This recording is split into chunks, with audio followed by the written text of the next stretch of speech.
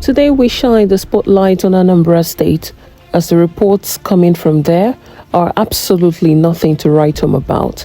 In just a few weeks, mourners were gunned down at a burial in Ogidi. A pregnant woman, Nnewi by name, was shot dead in Onitsha Main Market. A core member, Jennifer Elobor, was brutalized by vigilantes in Oba. In Nnewi, an entire family, a man, his pregnant wife, and their 2 toddlers have allegedly been abducted and detained by state-backed operatives. These are not random headlines. They are red flags, signs of a deeper crisis in governance, security, and human rights. Welcome to Political Arena once again, where we connect the dots behind Nigeria's political realities. Now let's begin in Ogidi, Idemili North local government area of Anambra State. On the 11th of September, what should have been a solemn burial for an 18-year-old boy turned into a battlefield. Armed men suspected to be cultists stormed Ezi village and opened fire on mourners. Vanguard reports that 4 people were killed and 15 others sustained gunshot injuries. Police recovered 16 expended cartridges. The official story: a clash between rival cult groups. But let's be honest, how did cultists feel bold enough to roll into a shooting gallery in broad daylight? Where was the security presence? And if cults are clashing openly, what does that say about state security and control? Now let's take it all the way back. Few days ago, tragedy struck again, this time around at Onitsha Main Market. Operatives of the government-backed OCHA Brigade allegedly opened fire near Emeko Plaza during a clash with traders. According to The Guardian, several people were shot. Among them was 22-year-old Nnewi, a pregnant woman who died on arrival at the hospital. Others sustained serious injuries, their names listed in the same report. Governor Soludo reacted quickly as expected, ordering the arrest of the operatives involved, promising justice and covering medical bills for the wounded.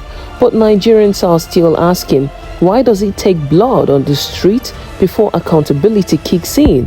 Why are trigger-happy enforcers always in their headlines? Next is Oba, Idemili South, where Jennifer Elobor, a National Youth Service Corps member, became the latest victim of so-called community security. Vanguard and other reputable media outlets report how operatives of the Agune Chamber Vigilante Group, also known as Udogachi, stormed her lodge, harassed her, and physically assaulted her. The video went viral, sparking outrage. Governor Soludo sacked 8 operatives and promised prosecution.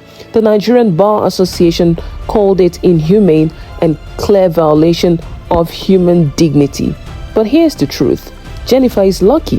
Her case caught the camera. How many others suffered these abuses in silence with no viral video to force action? In fact, in the case of Elobor, the core member, according to the Anambra State Police spokesperson Tochukwu Ikenga, the incident didn't happen when the video went viral.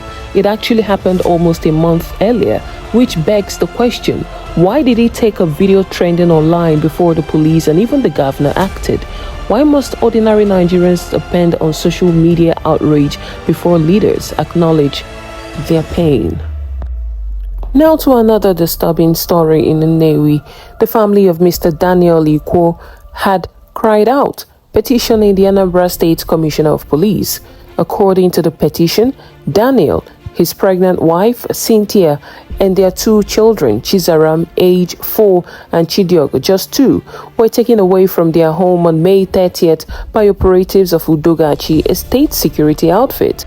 They were detained, no court order, no charges, and when relatives tried to visit, they saw Cynthia and the children from a distance, but Daniel was never brought out.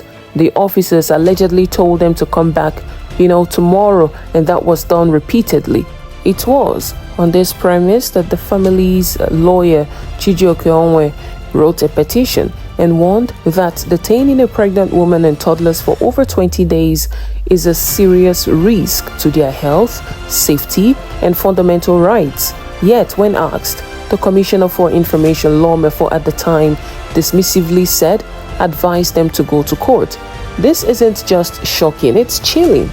If this can happen to one family, it can happen to anyone. Now let's begin to connect the dots. In Ogidi, cultists kill mourners. In Onitsha, members of a state-owned security outfit killed a pregnant woman. In Oba, members of a state-owned security outfit brutalized a core member.